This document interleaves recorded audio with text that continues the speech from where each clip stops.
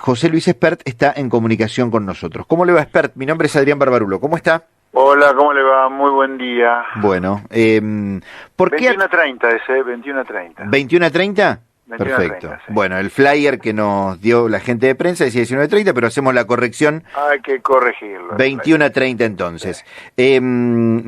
José Luis, a ver, ¿por qué ha decidido llevar a cabo esta gira virtual en distintos puntos de la Argentina?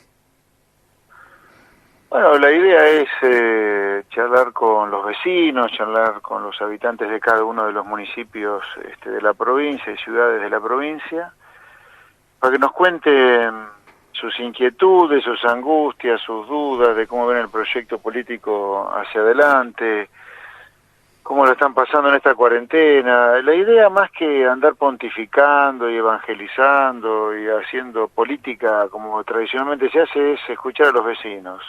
Probablemente el año que viene yo sea candidato a diputado por la provincia de Buenos Aires y mi interés es, pues soy nacido en Pergamino, provincia de Buenos Aires, y vivo además en provincia, y mi interés es conocer lo que le decía antes sobre los vecinos, ¿no? Y además, bueno, contarle lo que haríamos en el país, lo que creemos que hay que hacer, las sensaciones nuestras en la pandemia, en fin, un poquito de todo, le diría. Bien, bien. Me gusta la aclaración porque de que vive en provincia y que nació en Pergamino, porque yo creo que de Cafiero para acá no tuvimos ninguno de los nacidos en provincia de Buenos Aires, o por lo pronto si nacieron en provincia de Buenos Aires después vivieron mucho tiempo en Capital Federal, la mayoría de ellos, ¿no? Claro. La mayoría de ellos. Yo he vivido algún tiempo en Capital, pero bueno, viví 18 años en Pergamino hasta que fui a hacer el servicio militar. Después ya estuve en Buenos Aires y ahora hace muchos años ya que vivo en provincia.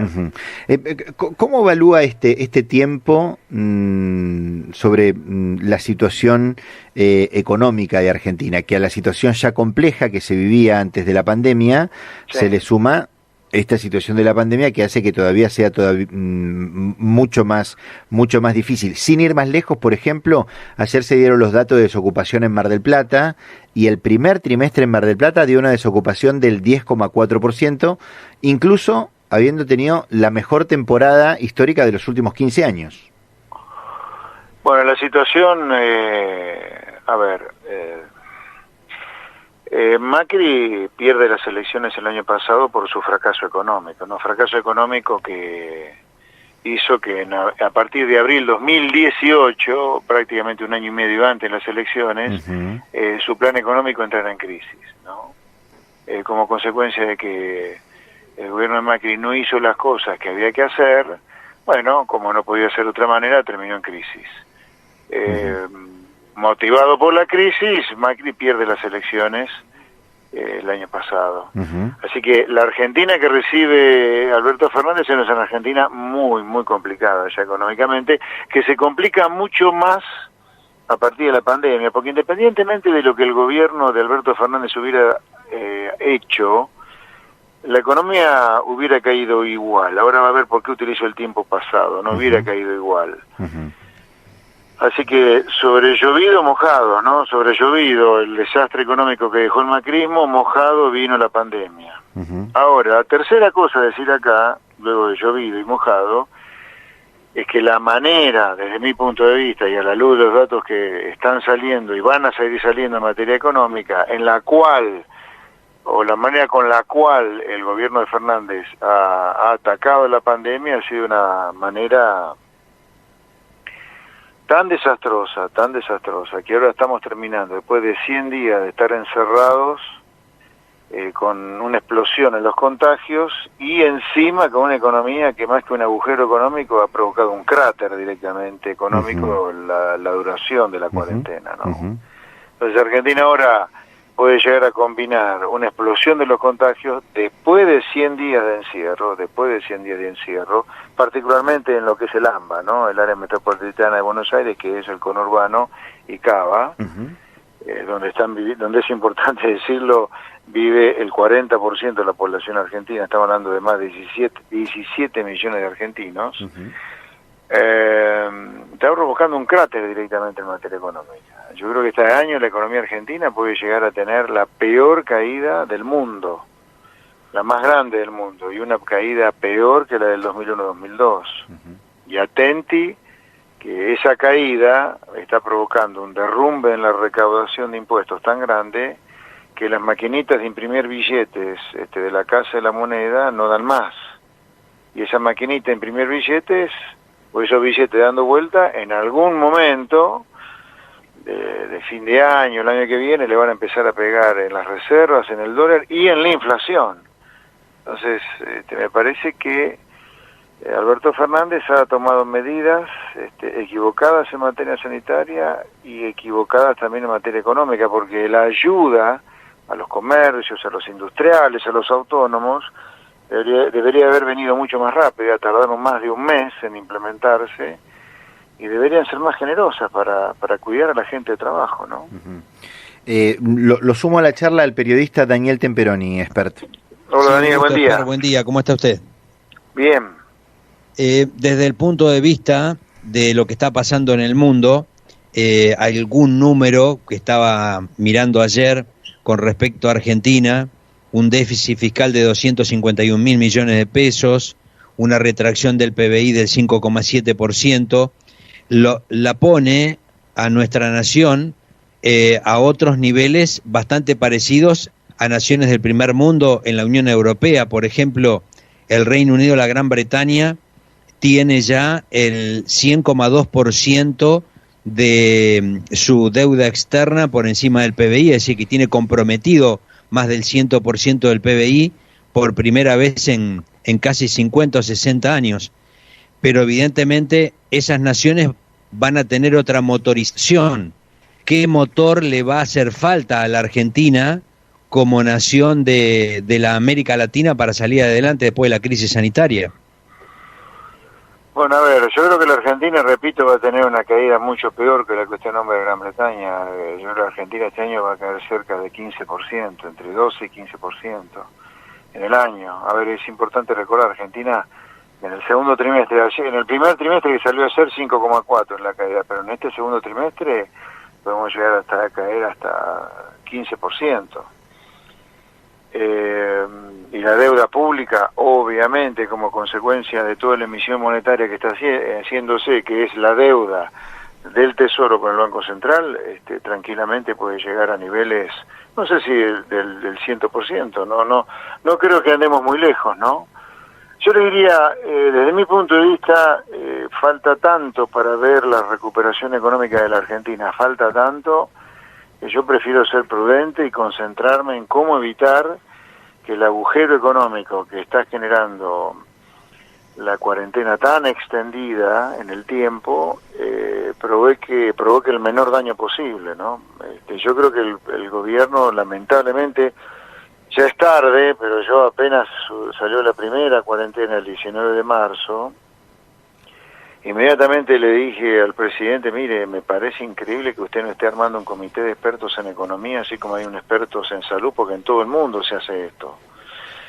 Para balancear la opinión sanitaria, porque obviamente la opinión sanitaria va a estar sesgada solo al cuidado de la salud, desentendiéndose por completo del desastre económico que puede generar una cuarentena muy extendida, desastre económico que después tiene consecuencias sobre la salud. Hay gente con depresión, con ataques de pánico, ha habido algunas muertes incluso por disritmias, etcétera. Me parece que es un tema que lamentablemente se ha soslayado. Yo le he llamado una suerte de la dictadura de los sanitaristas o los epidemiólogos, ¿no? Es muy raro ver en el mundo que no esté balanceada la opinión de los médicos con la opinión de los economistas. Y esto es insólito porque no hay una dicotomía entre salud y economía, o por lo menos es plantearla de manera falsa, porque mire, en una situación normal, la gente vive entre 10 y 12 horas de su día dedicada al trabajo, entre viajes para ir a trabajar y cumplirla con la jornada laboral.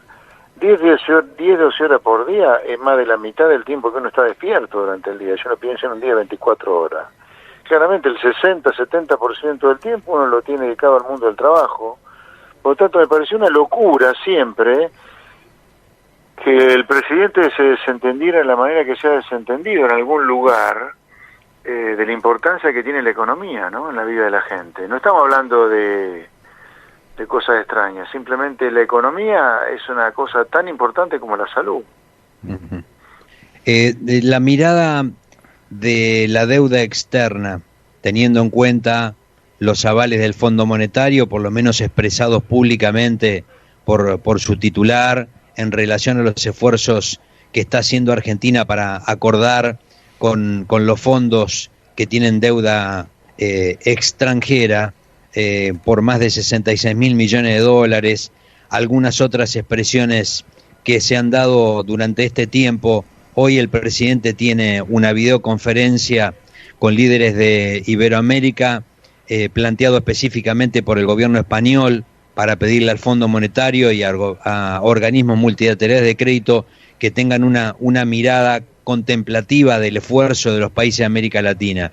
¿Todo eso le está sirviendo a Argentina para negociar la deuda? ¿Le va a servir para cerrar una negociación? A ver, no sé, no lo tengo claro. Lo que me impresiona de Argentina como país, ¿no? Y acá incluyo a dirigentes y a nosotros, los habitantes, los ciudadanos de a pie, es que poca memoria que tenemos, ¿no? Yo recuerdo Cristina, la gira que se mandó allá en su segundo mandato pidiendo el apoyo del medio planeta Tierra, político, en el medio planeta político, para que tuviera una resolución favorable la deuda que terminamos defaulteando, ¿no? Cuando se estaba litigando en el juzgado de Griesa. Mire, a ver, un poquito de conceptos y de historia. La deuda de la que estamos hablando es la deuda pública, o sea, la deuda de los gobiernos argentinos o la deuda del Estado argentino. Es deuda externa. ¿Por qué es deuda externa? Porque es deuda emitida en una moneda extranjera, o sea, una moneda que nosotros no emitimos, y además es deuda que está bajo legislación extranjera. Y acá hay dos cosas a aclarar. ¿Por qué emitimos deuda? ¿Por qué emitimos deuda? ¿Que la deuda nace de un repollo que permanentemente, o es un maldito marciano que cada tanto nos pone deuda en la cabeza para que tengamos problemas para pagarla? No, mire, la deuda es fruto de la acumulación de los déficits fiscales. Y los déficits fiscales se acumulan porque el Estado gasta más de lo que recauda. Ahora, ¿por qué el Estado gasta más de lo que recauda si recauda un montón? Es más, la gente de trabajo, la gente que se esfuerza, que tiene su comercio, su pyme, su oficinita de autónomo, está demolida pagando impuestos. Entonces acá hay una primera cosa, que nos tenemos que hacer cargo como sociedad de los políticos que tenemos, que son los que manejan el gasto. Acá tenemos una política gastomaníaca, adicta al gasto público, y que, por si fuera poco, nunca le alcanza el gasto público a pesar de la enorme recaudación de impuestos que tenemos. Y por si fuera poco, no solo el gasto público lo decide la política todos los años cuando se sanciona el presupuesto de gastos en el Congreso, y repito, es un gasto público que es inconcebible, inadmisible que exceda la recaudación, porque la recaudación es una enormidad lo que se recauda de impuestos en Argentina, sino que además la deuda pública, se fija en esa ley de presupuestos todos los años, o sea, en el articulado, hay artículos de la ley de presupuesto, repito, de la ley de presupuesto que fija el endeudamiento todos los años. Así que en algún lugar, esta deuda pública de la cual estamos hablando ha sido sancionada por ley del Congreso Nacional. Y es externa porque nosotros cuando necesitamos la plata para financiar el agujero fiscal, porque no se puede bajar nunca el gasto público acá, vamos a una legislación extranjera justamente para colocar deuda con una tasa de interés bien baja. Entonces acá tengamos claro que esta deuda de la cual nosotros vivimos llorando que nunca la podemos pagar, es una deuda que se fijó por ley y es externa, o sea, legislación extranjera, para pagar una tasa de interés baja cuando fuimos a endeudarnos.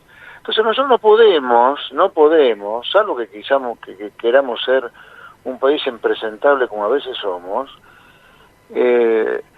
ser chantas directamente, que cuando necesitamos la plata, andamos llorando por todo el mundo que estamos dispuestos a endeudarnos en moneda extranjera para pagar una tasa de interés baja, y encima más baja porque decimos o cedemos la legislación en una extranjera para que si tengamos que litigar, vamos a litigar afuera, y de esa manera pagamos una tasa de interés baja. No podemos andar diciendo ahora que tenemos problemas para pagar políticos del mundo ayúdennos. No, mire, usted se endeudó, usted firmó contratos con acreedores privados, arréglese con ellos, no ande pidiendo a terceros que intercedan por usted, porque si no somos un país irresponsable e impresentable además. Aclarado esto, porque parece que nos falla el entendimiento a nosotros, no tengo la menor idea cómo va a terminar la negociación de la deuda argentina. Ojalá que evitemos continuar en default. Ya estamos en default, ¿no? Porque el gobierno se puso a negociar la deuda una vez que entramos en default. Este es otro disparate, otra payasada del gobierno Fernández. Estamos negociando la deuda habiendo entrado en default ya. Usted debería haber negociado para evitar el default. Bueno, ok, estamos negociando estando en default. Ojalá que esta negociación termine bien, por el bien de los argentinos, porque si no, vamos a traerle un gran problema a las empresas privadas. Las empresas privadas argentinas, esas también tienen su deuda externa, también han emitido deuda en moneda extranjera bajo legislación extranjera. Son 16.000 millones de dólares que las empresas argentinas, las que dan empleo, las que dan trabajo, las que pagan salarios, han emitido de deuda externa. Y se le podría llegar a complicar mucho el refinanciamiento de esa deuda si es que el Estado argentino mantiene el default de la deuda luego que a fines de julio el gobierno decida si sale el default o no. Bien, gracias Esper, muy amable. Por nada, buen día. Hasta luego, José Luis Esper.